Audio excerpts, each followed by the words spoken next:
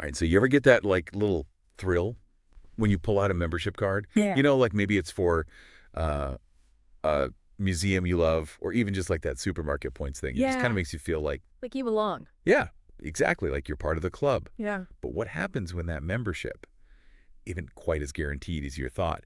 And I'm talking about something a lot bigger than groceries here.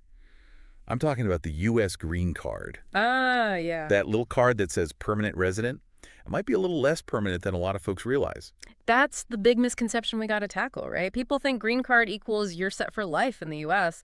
And recent discussions, especially what we've been hearing from Vice President JD Vance, really drive this point home. It does feel like something's shifting, right? Like that forever guarantee is being questioned. Definitely. And you know, we had that whole Trump gold card idea floating around Oh, yeah. where you basically buy your way into citizenship with a massive investment. And then you have the case of Mahmoud Khalil, that student at Columbia University who got arrested. Right in the middle of all the campus activism. Exactly. Really brought things to a head. It definitely makes you wonder, like, okay, if a green card holder can be deported, what's the real deal here? That's what we're going to unpack today. What does that green card actually mean? What are the conditions, the catches, and how might things change given everything that's been happening? Yeah, because Vance has been pretty vocal about this whole thing, saying a green card doesn't equal automatic lifetime residency in the U.S. No, not at all. And this isn't some new legal interpretation either. Right. This has always been a possibility. You've always been there in the law. Uh-huh. The government has always had the power to deport green card holders.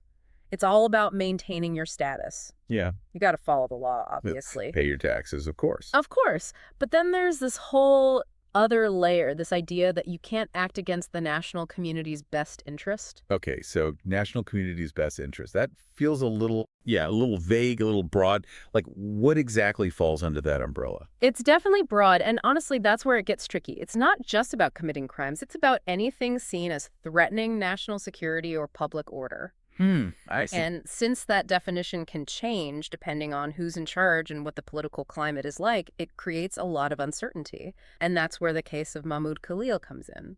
Right, because his arrest, amidst all the pro-Palestinian activism, Exactly. really shows how that national interest idea can be used in practice. Exactly. And Vance even hinted that we might see more of this happening. More deportations based on this idea of whether someone's actions align with the national interest. He said, and I'm quoting here, "You are going to see more people." So yeah, it seems like they might be moving towards a more active use of this power to decide who stays and who goes. So, okay, let's break this down. If you have a green card, you have certain rights, right? Absolutely. You can live and work in the U.S. permanently. Pay taxes, contribute to the economy, You can even serve in the military. It's not nothing. but you're not a full citizen. Right. That's the key difference. So what are the limitations for green card holders? Well, they can't vote in federal elections or most state elections. Right. And some government jobs that require U.S. citizenship are off limits. I But the biggest thing in this context, they can be deported. And a U.S. citizen can't be. That's a fundamental difference.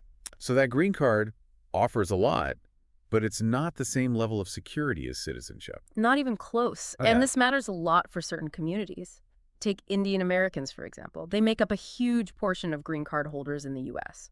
So this whole talk about increasing deportations and using that national interest clause more broadly, that has to be causing some anxiety. Absolutely. If you're living with that kind of uncertainty, not knowing if the rules might change or if your actions might be interpreted in a way that puts your residency at risk, that's a lot to carry. So it's like there's this unspoken checklist Yeah. for green card holders to stay in good standing, even if it's not officially written down. It's there. You got to follow all the laws, big and small, pay your taxes meticulously, and basically stay out of trouble. Anything that could be perceived negatively, you got to think twice. So like no viral videos of you doing something questionable at a protest. Exactly. Because at the end of the day, the government has the power. They decide if your presence aligns with what they consider acceptable. And that brings us back to the whole point of what a green card actually represents. It's not a golden ticket. It's more like a, Rental agreement. yeah, with a lot of fine print. A lot of fine print, and the landlord can always decide not to renew your lease. And all of this is happening within a specific context, right? Yeah. We're not talking about this in a vacuum. Oh, absolutely not. Immigration is a hot button issue. Always has been. And as we get closer to elections, it gets even more heated. Because policies can shift, rhetoric changes. Everything gets more unpredictable. And it's fascinating to compare this whole situation with that Trump gold card idea we talked about earlier. Right, the idea that you could just pay millions of dollars and essentially buy your citizenship. It's a completely different approach, right? One's about stricter enforcement, the other is about a more direct path to permanence, albeit a very expensive one. Really shows you the different philosophies at play here. Absolutely. So for anyone listening who's a green card holder or knows someone who is, what's the bottom line? What's the key takeaway from all of this? A U.S. green card gives you a lot. You can live here, work here, build a life here. But it's not a guarantee against deportation. You have to follow the rules, and those rules can be interpreted in different ways. And it seems like the government might be getting stricter about enforcing those rules. That's the feeling we're getting. So what can people do? I mean, besides obviously following law and all that, what are some practical steps? Stay informed. Know what's happening with immigration policy. Keep good records of everything. Make sure you're always in compliance. And maybe even consider starting the process of becoming a U.S. citizen. It's an extra layer of security. So the landscape is changing, or at least the conversation is. Definitely. And it really makes you think, what does it really mean to be part of a national community? Who decides what those national interests are? It goes beyond just the green card. It's about belonging, about identity. Absolutely. And that's something worth pondering, no matter what your immigration status is. Thanks for joining us for this deep dive.